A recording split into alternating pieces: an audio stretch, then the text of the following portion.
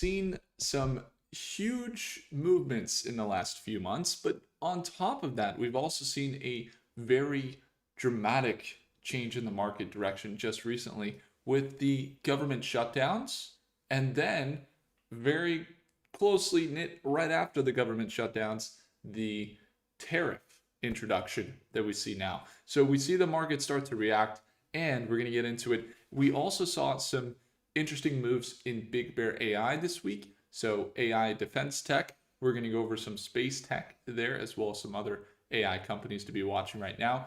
If you guys haven't already, make sure to subscribe. If you ever miss these live sessions, like we're having one right now, you can always turn on your post notification bell. It's right by the subscribe button. That'll get you a notification when we go live. I know some people have been saying, Will, when do you go live? It just depends. We're traveling right now. I just arrived in Buenos Aires, Argentina. So we are here for the next little bit. And, schedules kind of vary at this time. So first, we got BBAI. We've seen some recent movements up into that $8, and it even spiked out, I think it was yesterday at market open. For just a minute there, we saw it get up to $8.80 a share. So basically making runs above into some highs that we haven't seen since really January. And then we saw it sell back down with the greater market.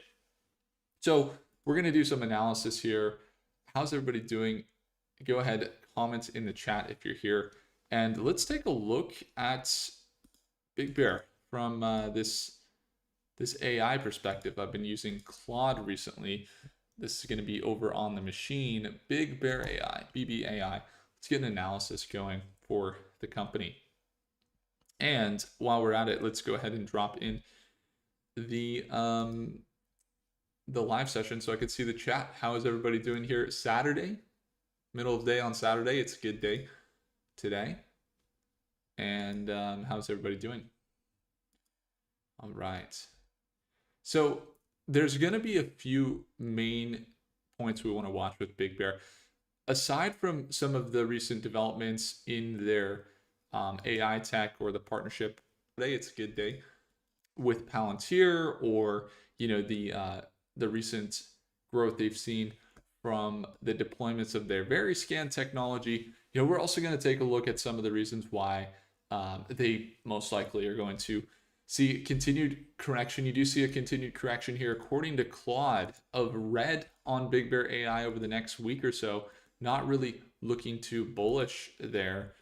Claude is expecting more of a sell-off. When you look at the government shutdown data that's kind of impacting some of this analysis here, we do see that the high impact sectors that see government shutdowns impact them. And what's going on? Ultimate bounce there. Evening, mates. He says, what's going on? Thoughts on a boom on Monday? Potentially. We'll have to see how things kind of roll into Monday. And Spinner says, hope Argentina's treating you well. It is going great so far. Really enjoying it. Good to see you here. So the high impact on defense contracts basically means that this development of the government shutdown paired with the tariffs could pose some risk to Big Bear on the government won't be issuing new contracts to them. Now, what they do have is in their VeriScan technology that they've deployed at the airports, and I just saw it here in LAX. Literally, I was flying through, and we were doing a project actually with Robinhood this past week, and I flew into LAX, saw it, and then was flying out of LAX recently, and I saw it again. This facial scanner, they don't always go directly to governments. They also go to the airlines, to the ports, to the local checkpoints. To most likely, the airlines want that data as well, and to make their customer experience better. So they're not 100% reliant on only government contracts, but that's their primarily going to be their income source. That's the Army contracts along with the defense contracts. And what are the other ones? The Pentagon, you have them working with the US Navy recently. And those contracts most likely won't see growth during the government shutdown. And so they kind of have this storm against them in the near term. Now, if we take a look, I'd be curious to know maybe over on Grok what the analysis looks like. Claude was fairly bearish here, but let's take a look. Zed says this is going to be fun. It is going to be fun. We're seeing some good buying opportunities. Biggie, hi Will, Redwire says Biggie. We're going to take a look at it. Amanda says Chinese stocks should rebound on Monday. Potentially. It really depends. I mean, even though there's not 100% reliance on the US economy, it affects their GDP more when we don't buy Chinese products than it does affect the US. That's just something to consider. So, not necessarily meaning we're going to see a Chinese stock rebound as a result of tariffs. In fact, they could be seeing kind of the same effect in their market. But Argentina will says Stephen says enjoy Argentina. Will, did you manage to get a look at Kraken Robotics? Yeah, we can add them in today. We can take a look, Stephen, and thanks so much for the message. Argentina's great so far. Woke up this morning, went for a little walk with my wife in beautiful park here. We're right in Buenos Aires. It's cool. Like I can't really show you guys too much, but because of like how my setup is here, but you know, it's pretty cool. We just got into an Airbnb here, and I think, see if I can move it around. I don't really know. This is like the place, and then outside it's a really nice view. You can't quite see it because I'd have to move some stuff around. But yeah, it's pretty epic. It's a nice place, and we had like coffee and really great stuff when we first came. So got to see the family. My wife's from Argentina, and that's why when we talk about Big Bear and stuff, you know, like it's actually really important because, you know, I've dealt with the Department of Defense or the Homeland Security, and I know how they like take immigration and stuff. And so Big Bear to me seems like a good technology for things like the airport, so you're not relying on the TSA to, you know, have goodwill with the TSA or something, because it gets kind of intense when you're going in and out of the airports. John says, hey Will, what's going on, John? Robin, nasty dip yesterday. That's true, Robin. Jamie, greetings. 15 minutes lecture says 300 billion is now into quantum. QUBT, a room temp computer for subs with their own patented cybersecurity. Yep. Yeah, I mean, as far as the market goes, they're seeing the money go into quantum, just haven't really seen the commercial usage spike just yet. But we do have something we're working on. For example, like, as you guys know, we have the top AI models in the world that you can use to analyze stocks here with Mercatus, and we're really refining this thing right now. But we're adding, you know, for example, like let's say we're, you know, doing analysis on Big Bear. Very soon, you'll be able to actually get an analysis that will also use some quantum technology, which I can't reveal too much of just yet, but I will tell you that quantum is seeing some real world usage. So when it comes to the movements on the financials with Big Bear, they haven't seen the net income increase. It's still negative, and the balance sheet looks good with increased assets. Really just kind of waiting for next earnings and how they react. We know that their recent pullback here is, you know, it's funny because a lot of the real investors got in after earnings. When we saw this earnings dip, most people that were very short term on Big Bear got out and don't touch the stock. Most investors that like the long-term play see, let's say, the CEO who's in the U.S. Customs and Border Protection or was the acting secretary of U.S. Department of Homeland Security. They're saying good long-term investment. I'm going to hold in Big Bear. And so confidence builds. The people that hold Big Bear are now more positioned for the long term, which is good. And when you see a pullback, maybe it's not as concerning as it would have been in the early stages when they were just first touching these $5 to $10 ranges. But we do have positions we're going to hold long term there since about $2 a share. We'll continue to hold. Just really quick analysis, nearest support level is going to be around $7 a share with Big Bear, and their next resistance level. So we want to watch that $7 price point at market open Monday, but their next resistance level is going to be here around $7.85 to around $8 a share. It's that next level of resistance. So about a 10% margin, they can make that move, but we're going to be watching there at market open on Monday, see if they can hold this $7 price point. So we'll see how the markets react. Trading the tariffs right now is always interesting, and we'll have some updates on how we capitalize on the direction. But don't worry, if you're a long-term investor, it's really great news that the market's pulling back. And then if you're short-term investor, it's like a better time to learn and like figure out how to have a plan at this time. So let's take a look here at the next one, which was CTM stock. Really quick analysis. I actually was just doing some analysis over here. Let's do CTM. CRT. CTM stock. We'll get some grok analysis going. What we have for CTM is that they have recently pulled down to $1 a share. Now, CTM stock was just around 10 or 20 cents around this time last year, and they've surged as much as $1.60, $1.70 a share, and now they're down to about $9 or about 97 cents, here at this level. So they kind of broke pattern. We saw them sell back down. This is a previous support level that they're at right now, right around that 95 cents to $1 price support. So we'd want to watch this level. I'm still looking bullish on CTM. Personally, I have long-term positions. What you need to know about them is that they have a market cap of just $91 million. There's not a lot of hype on the stock because they aren't in the news articles as a hype stock. They have solid financials with their revenue totaling around $11 million a quarter, recently spiking to $14 million in the last quarter, and their revenue's up about 21%. They've seen their balance sheets for a company that's servicing the government in tech and in cybersecurity and processing large amounts of data for the government.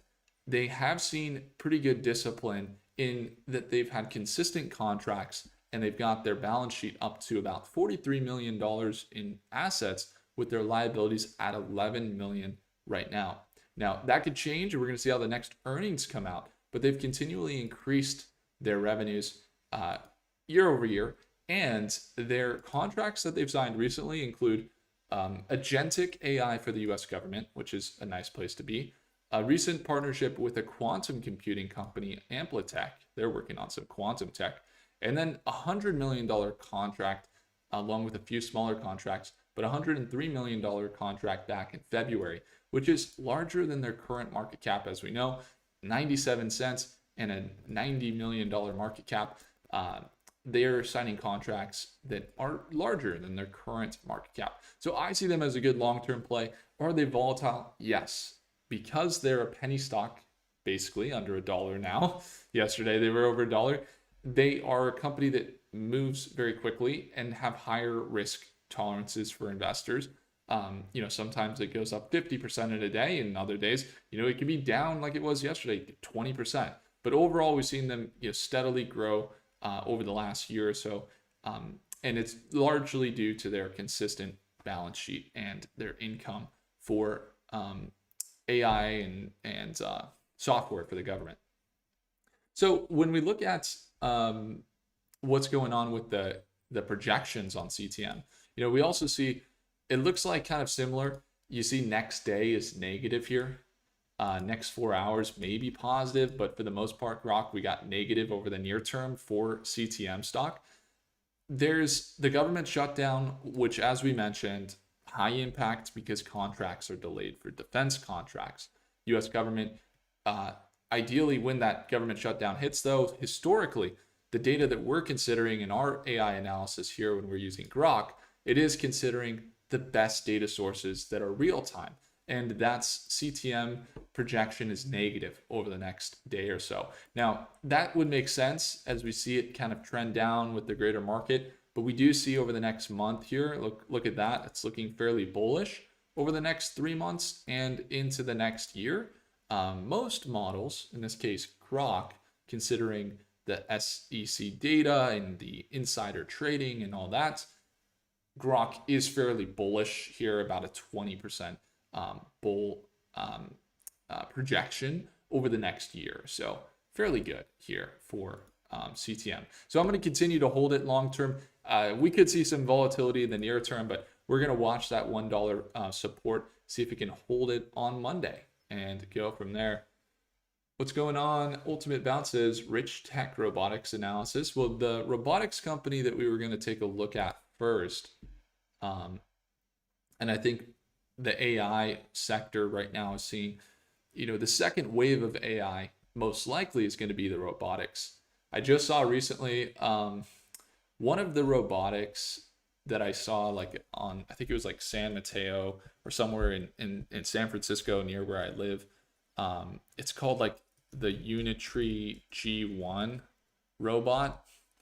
And this robot essentially, like, it's able to do a lot of things like cooking, and I think it can do laundry and possibly even like dishes and things like that. And it's funny because I guess that they just announced like yesterday or something that they're now going to be deployed or for sale at Walmart.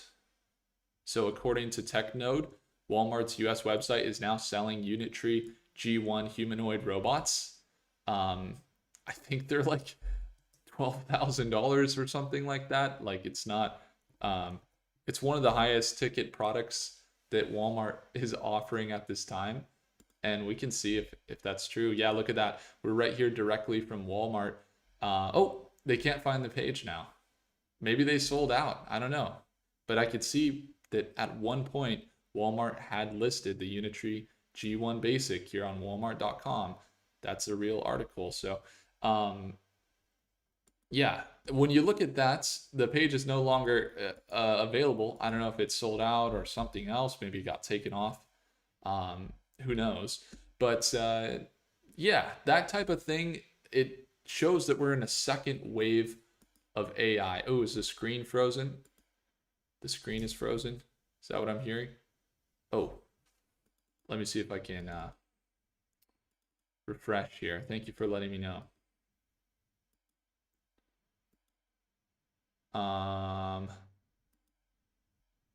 Let's see. Dun, dun, dun. Let's see. Can you? I don't know if you guys can see. Okay. If something freezes, like I just went back to Robinhood, so let me know if it's working good. If you guys can see, okay.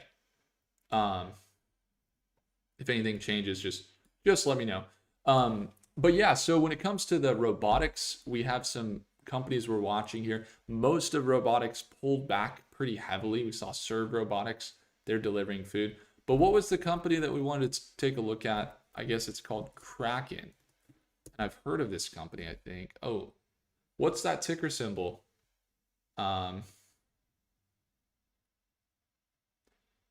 Awesome. Thank you, Michael /Angryface. Thanks for tuning in, Akil. We did a breakdown of Redwire yesterday. But yeah, Redwire was one. Don't we have it here as a top defense company?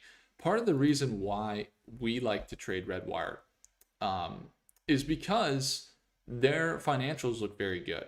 Now, when we look at a sell down on Redwire, every company sold down yesterday. I mean, we're talking about, except for APLD, which was great, most companies had a dip, and it's totally normal that they sell back down.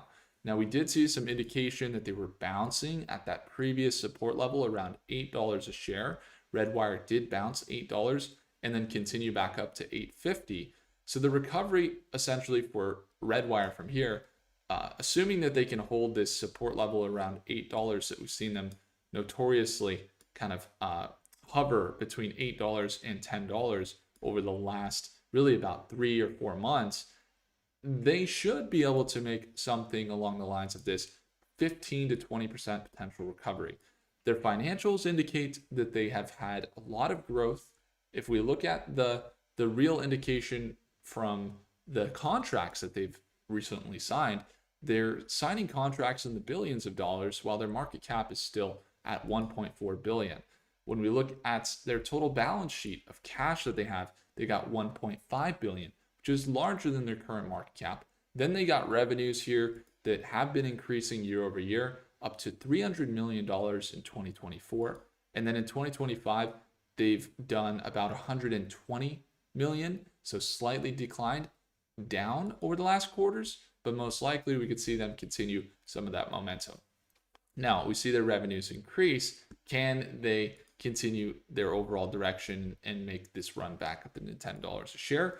Redwire is a company I personally hold for the long term. They're kind of similar to companies like Black Sky or Lunar, where they're building infrastructure in space that is going to be very desirable from Department of Defense or from NASA. They just became one of, bless me, sorry, excuse me, one of 14 prime contractors on a $2.6 billion deal in 2028. So that's what's going on there. If you guys hear me sneeze more, we're back in the allergy season in Buenos Aires, so that's what's going on. That's why I walked right into the allergy season. So $10 resistance and $8 support currently for Redwire. We're going to watch it here into the next week. And tariffs play a role, but ultimately, as we mentioned, like when we're looking at the projections, I mean, I can pull up Redwire here and we'll get a Grok. We can do Grok right now, as that's what we got selected. But Redwire is really a company that hasn't had any groundbreaking negative articles or anything that would cause it to sell off. Just really a matter of defense. You got the shutdown currently with the US government. That's probably leading to it. All that type of stuff, the tariffs. It's just general market direction and something that is totally healthy, totally normal, and wouldn't, cause me to like panic sell long-term stuff. But definitely not trading bullish on the short term. Like, let's see, how it moves here. Let's see what we got projection wise. Fairly bullish here. Yeah, maybe a little dip at market open projected from Grok. Overall, though, considering this does consider some of the data like the financials, the SEC filings, all the real-time stuff. Again, like fairly bullish on the long term, and the technicals indicate the uptrend getting back up into that $10 to $12 range. So we'll be watching there on Redwire into this next week. Now, Kraken, okay, who was it that wanted to see the look? Let's see here. We got KRKNF. I don't have it. It must be a company that's either OTC or maybe on the Canadian.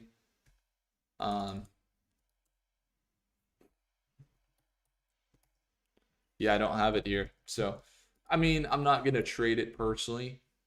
So I can take a look kind of on a, another outlook. Let's see the robotics company over here. 1.7 billion Canadian revenue, 26 million a quarter, increasing. Balance sheet, they have 162 million. Not necessarily like super good. Financials, they're okay. They're fine financials. Slightly smaller amount of cash compared to where I would expect them. Subsea intelligence. Okay, robotics related to ocean exploration and LiDAR, sub-bottom imaging, acoustic coring. Okay, interesting stuff. Yeah, I don't trade them because they're not on my, they're not on my my brokerage. But But yeah, I mean, financials look okay. If I look at their chart here, they look pretty overbought at the moment. A lot of hype, but maybe that's good. I would see them as overvalued, that they've bought up to that $4 range. Personally, I mean, just based on the financials, probably looking more like a $1 to $2 stock. But robotics is a good market to be in, so just depends. Cool. Awesome, guys. So we got Declan is here. Hey, what's going on, Declan? What PC or laptop do I use? I use a, I mean, I can like check. Let me see. Let me see what I use. About this Mac. I use the Apple M3 Pro, 36 gigabytes of memory, Macintosh. My serial number is, no, I'm just kidding. But yeah, so yep, Apple M3 Pro, Macintosh HD.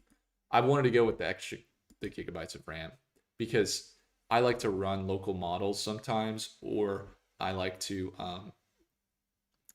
like for example, we could be doing this live session and I could also be exporting something, or if we're running analysis and I want to have like tabs open, I'm that guy that has the millions of tabs open. I'm literally that guy. So in fact, I'm that guy so much that I use this I use a thing which I could show you on the left. You could see my let's see. I don't know if you can see on the left like all of my tabs, but I'm that guy that has this many tabs open, and I can go through all of my different stocks that I research, and I can have the data and everything ready. So when I want to go through Rocket Lab, I'm literally ready, boom to boom. I can go through and see where everything is. Basically, all these things, I mean, this is what I need. Now that we have the Mercatus app, and I allow it to do a lot of the research for me. And for example, like if I'm on the Mercatus app and I search Redwire, it goes through all of the news, it goes through all the financials, it goes through the future chart, it goes through the SEC filings, all that stuff for me, and then feeds it into the model, in this case like Grok or OpenAI or Claude, to get the projections for me, and it simplifies that for me. But I still do it on my own all the time, but I've been using Mercatus, this machine, a lot. And if you guys ever want to get access to AI powered analytics that make it not complicated, but more simple for you to view projections on stocks, you can search your favorite assets with your favorite models with this machine. It's called Mercatus. If you want the full breakdown, it's the first link in the description below. And we have an amazing team building it right now. And we're still in the beta. In fact, I don't know if there's any conversation here around Redwire, but I would love to start a conversation around it. And we're adding things almost every day. So if you want to get projections on companies based on the same way that we do our analysis with the best models with real-time data, then this is the place. First link below. Now, when it comes to James Shield says, please check EVTL. There's a lot of really great ones. JZev says, nice to catch you live. What's going on, JZev? Justin, what's up, Potatoes? I haven't heard that one, but I appreciate it. Justin says, Ondas, ONDS. Let's take a look at ONDS. I've really heard some interesting stuff about the stock ONDS. And I believe, if I'm not mistaken, they are in drone tech. Yeah. Okay. Drone tech, mission critical networks. They're not going to be getting any contracts right now either, because of the government shutdown, most likely. We see them with, and I'm just going to jump into the financials first. Market cap, 3.2 billion. Their quarterly revenues have been increasing, but their income has still been pretty negative on their net income. There's a lot of promise right now around drone tech. And I know there's a lot of companies that are building drone tech aggressively to capitalize on the robotics and AI boom that we're in. They did just receive a $14.3 million order from a leading defense customer for Optimus drone systems. They are building some networks for communications, enhancing rail safety, performance, future-ready train telemetry systems. Interesting to see them grow because I know that they've, let's see, announced this closing public offering or private offering, 425 million. They're showcasing drone stuff, but they've had some orders maybe here and there. But I know they're with the U.S. Defense and they work with mostly U.S. contractors, but we haven't really seen the financials show up. I mean, the balance sheet is good with 150 million in assets, but ONDS on their revenue is still kind of lagging. So they haven't seen that revenue show promise just yet. They have seen slight increases, but kind of inconsistent year over year. So I like the company's tech market, which can drive a company more than skill or anything else.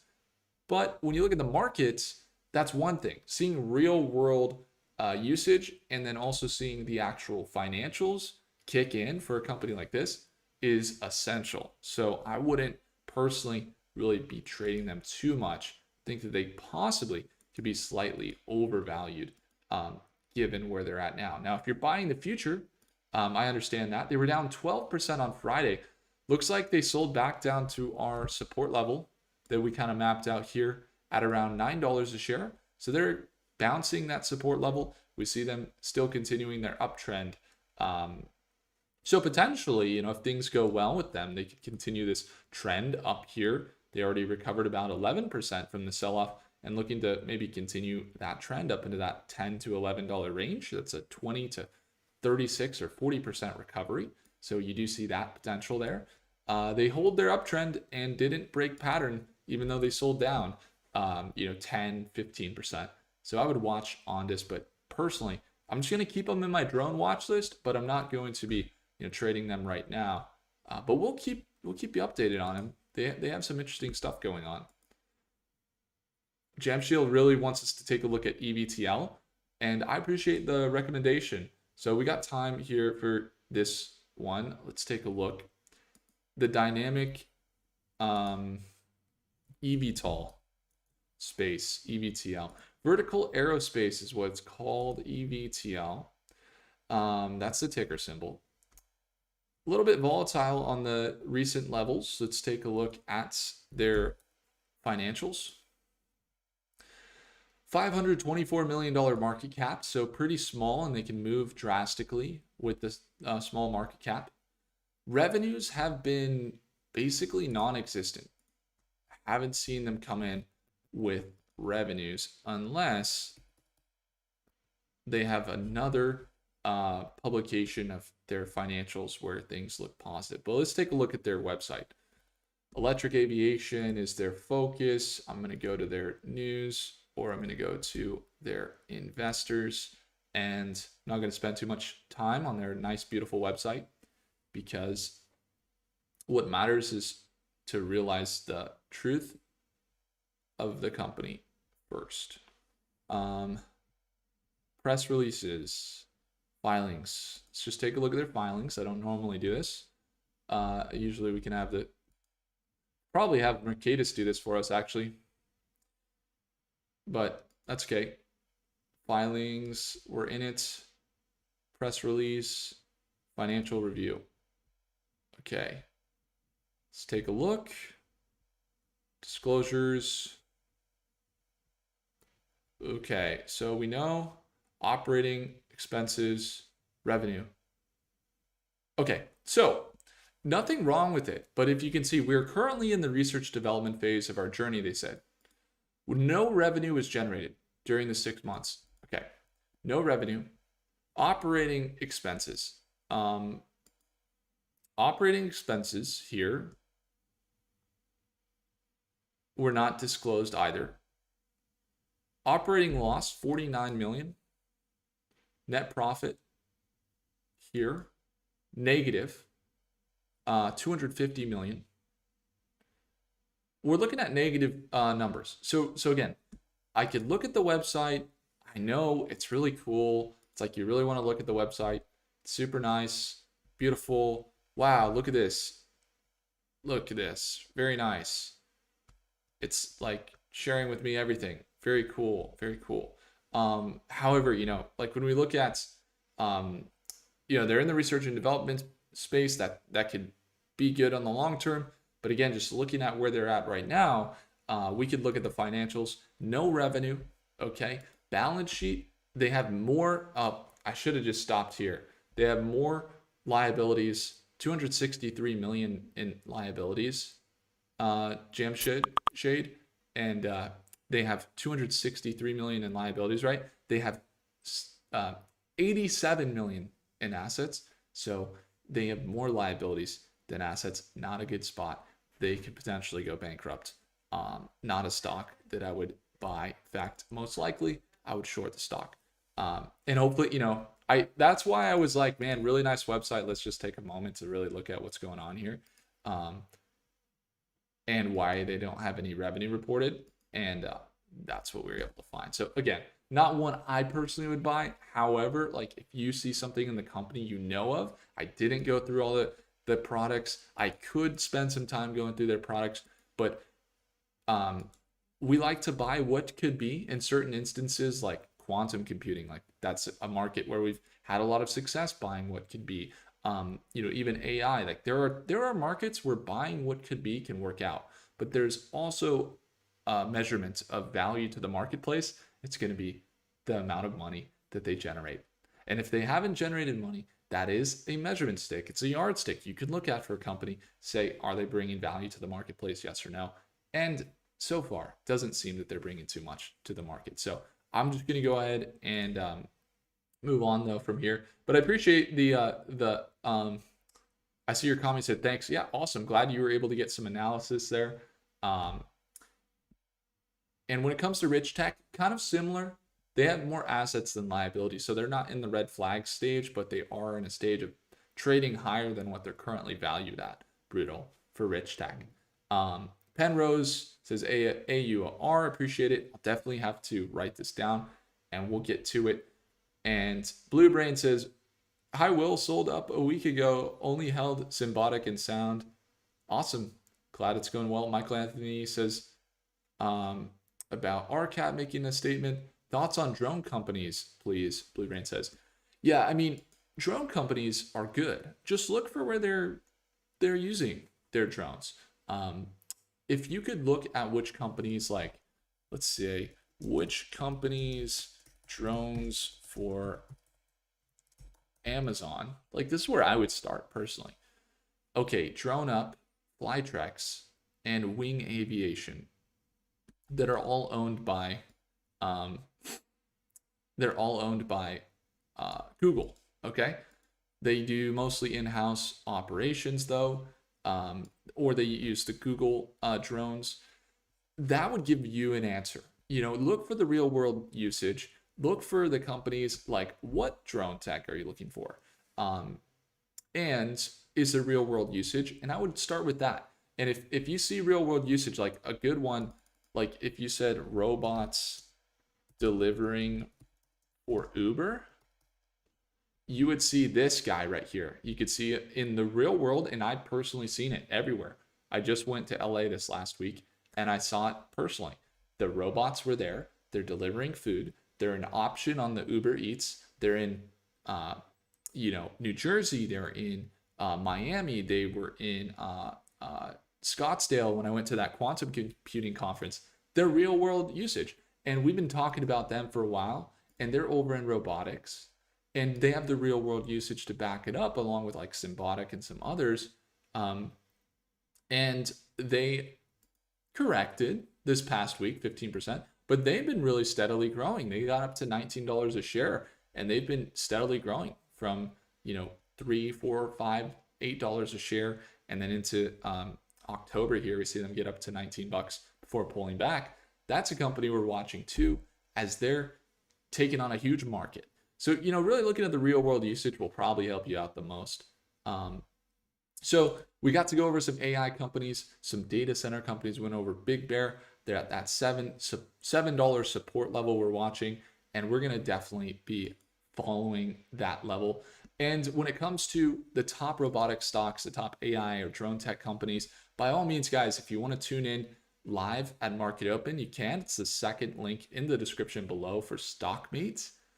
Even in a government shutdown that we're in right now, there is opportunity. In fact, we were just kind of looking at some of the analysis for, I think it was BBAI, and we were looking at the government shutdown impact.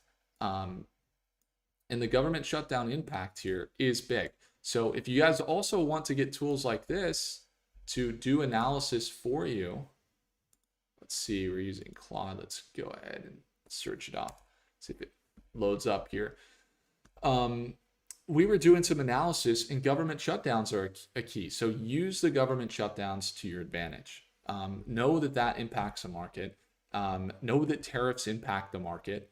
We can see that impact on the defense companies, but we see that 12-month return on average with these government shutdowns are usually going to be, very bullish, right, over the next year. So we're going to watch closely. If you guys would like to use tools like this to simplify your analysis, get projections on stocks using the best markets data in the world that's plugged into the best AI models in the world, whichever one you want to use to do your analysis. They consider things like real-time data, SEC data the models otherwise don't have. It's the first link in the description below. So again, first link for this, and you can get StockMate as a bonus in the machine. And then if you want to join us at Market Open live on Monday, it's pretty early in the morning. Not so much for me though. I'm in Argentina. It's actually going to be a little later in the morning, which is cool. But we'll be there every day, Monday through Friday. We do trade and invest in the top companies that you guys often hear us talking about on YouTube. And I'll send you a free t-shirt anywhere in the world straight to your doorstep when you join StockMate. So we're going to have some targets later this week. We have some great members, about 28 millionaires tracked in StockMate. So if you want to surround yourself with like-minded individuals, it's the place, and it's the live sessions each morning. Second link in the description below. Appreciate you all. I hope you have a great rest of your day. If I earned your thumbs up, hit the like button. Do consider subscribing, and I'll see Steven, I'll see Luvu, Blue Brain, Michael, Greg, Eric, what's going on, Phantom Thrifter, Joseph. We did take a look at CTM. You can go back in the video. We did an analysis on it. Mad Stacks in the next video. See you guys. Thank you.